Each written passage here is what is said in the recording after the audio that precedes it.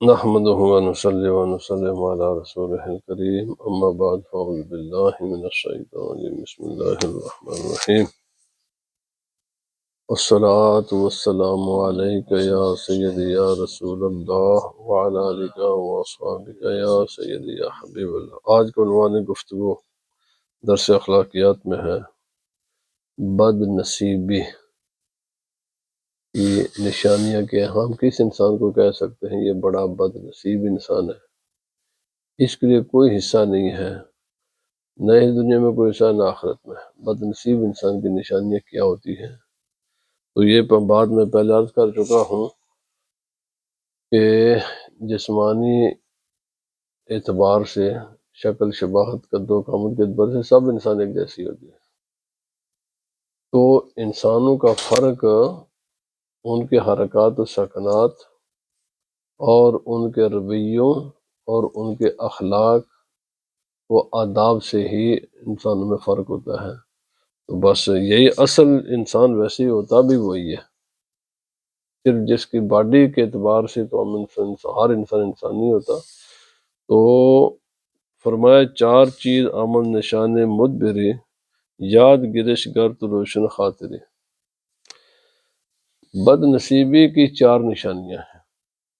فرمایا اگر تیرا دل روشن ہے، اگر تو عقل مند ہے، دل میں کوئی ایمان کی روشنی ہے، عقل کی روشنی ہے، تو پھر یہ سمجھ جائے کہ یہ چار چیزیں جس انسان میں دیکھو بس سمجھ لو کہ یہ بد نصیب انسان ہے۔ پہلا، مدبری باشد با ابلہا مشورت، پس با جاہل دادن سیم و درت۔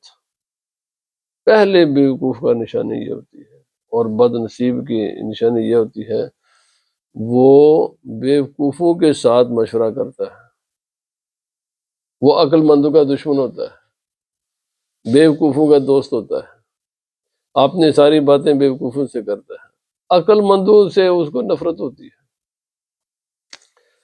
اور دوسرے اس کی نشانی یہ ہے کہ روپیہ پیسہ سونا چاندی مال دولت بیوقوفوں کو، نہ بچوں کو اور بیوقوفوں کو دیتا ہے، جاہلوں کو دیتا ہے۔ جیسے آج کل ہمارے والدین نے ویڈیو گیمز، موبائل فون، اور یہ سمارٹ موبائل فون، حالانکہ اگر فون ہی دینا مقصد تو پھر سمارٹ کے علاوہ بھی دیا جا سکتا ہے۔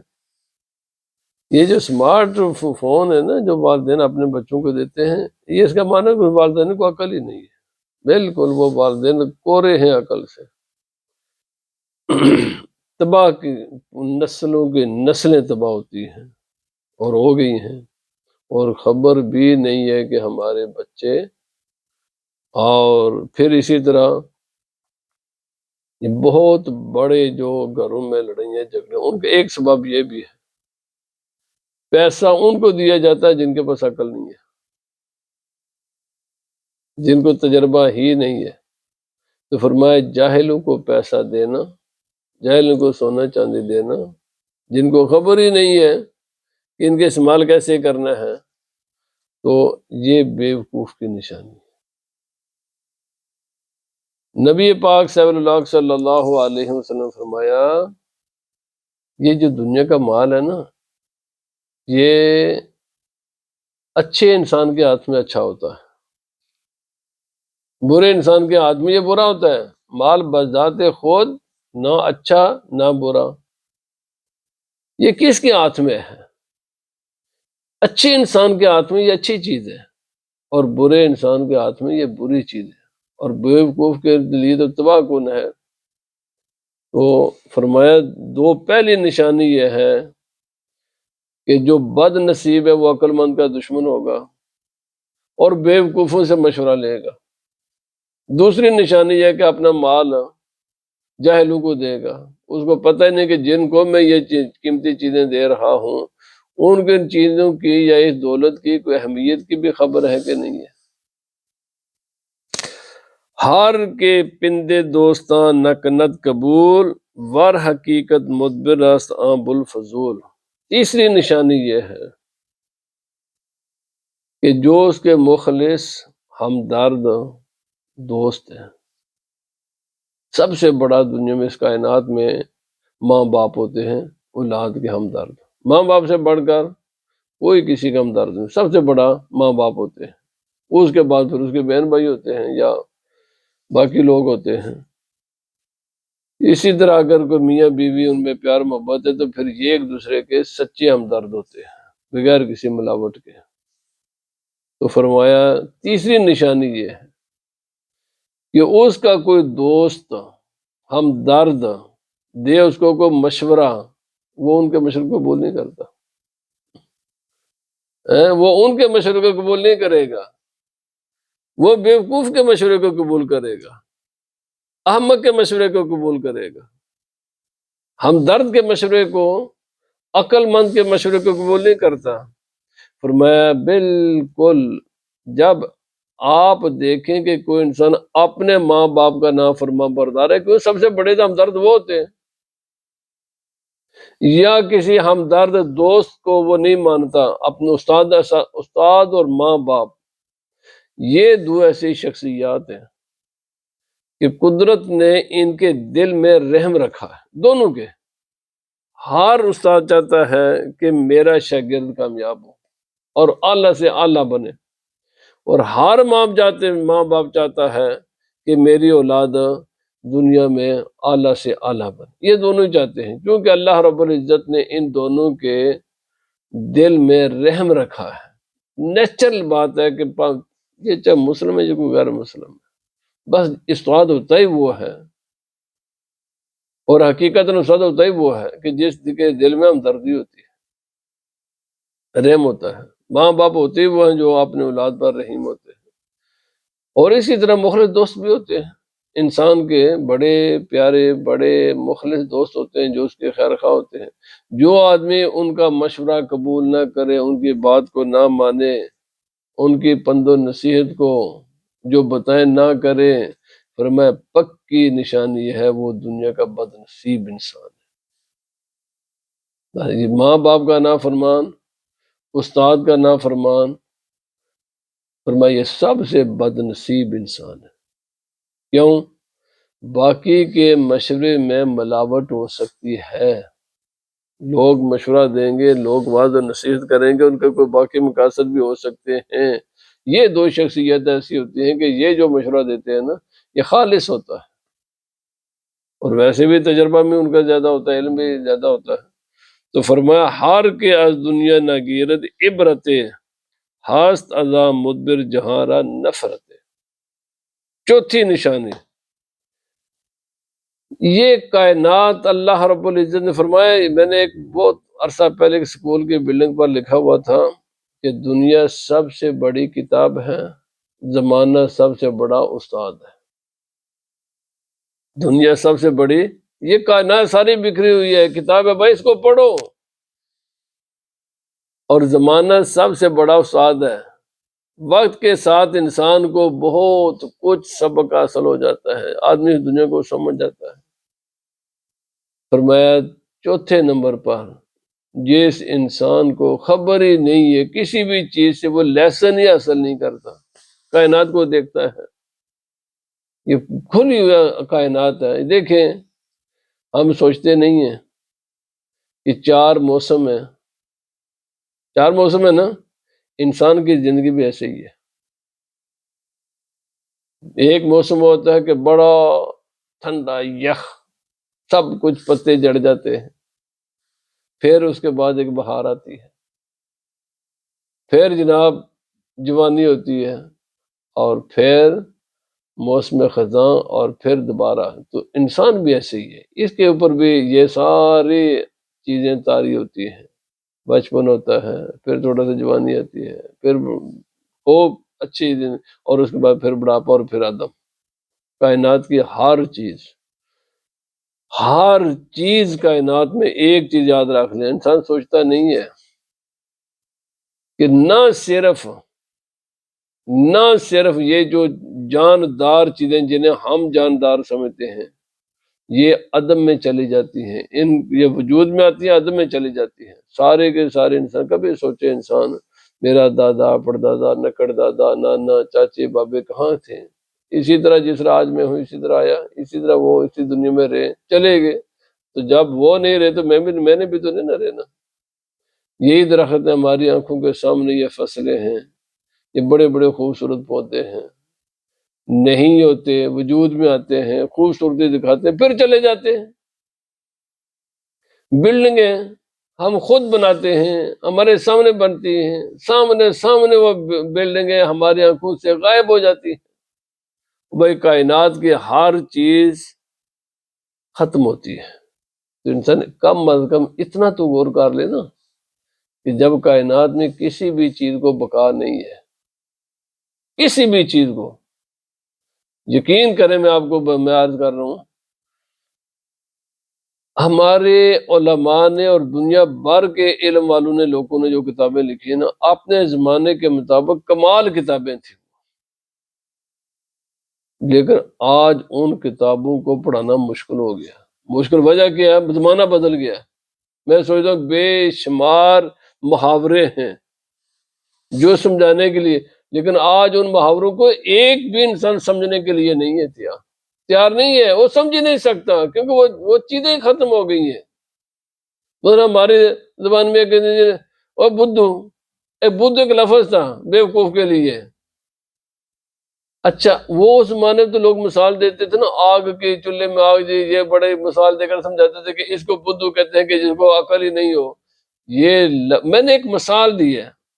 میں روزانہ جب پڑھاتا ہوں تو سوچتا ہوں یار ان بچوں کو ہم سمجھائیں کیسے جب یہ چیزیں ہی دنیا میں نہیں رہی۔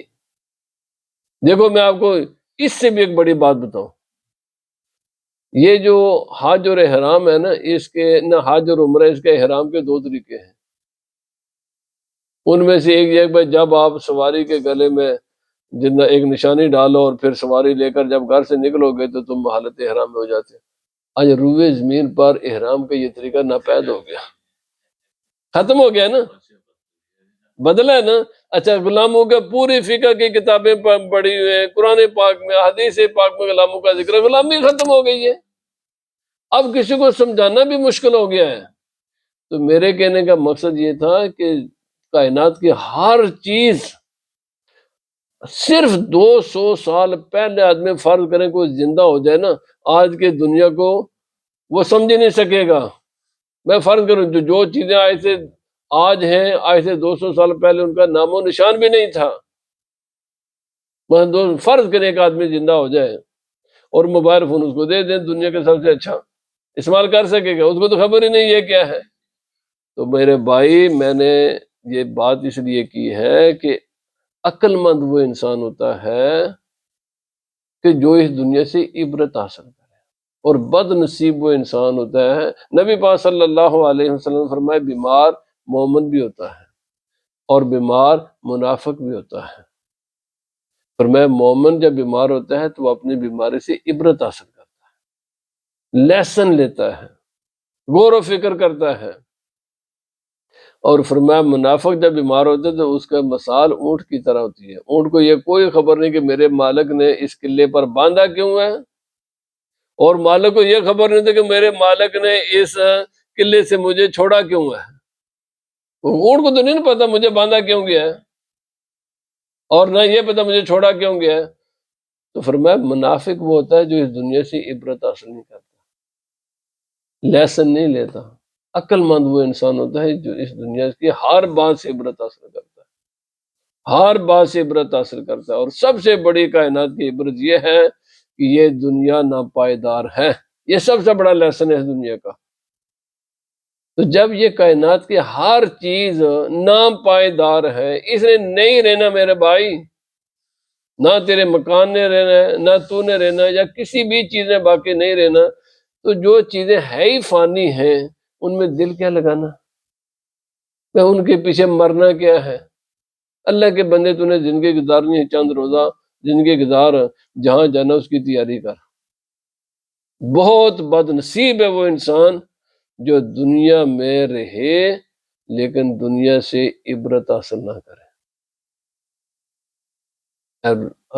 یہ نہیں، دنیا کی ہر چیز بدلتی ہے۔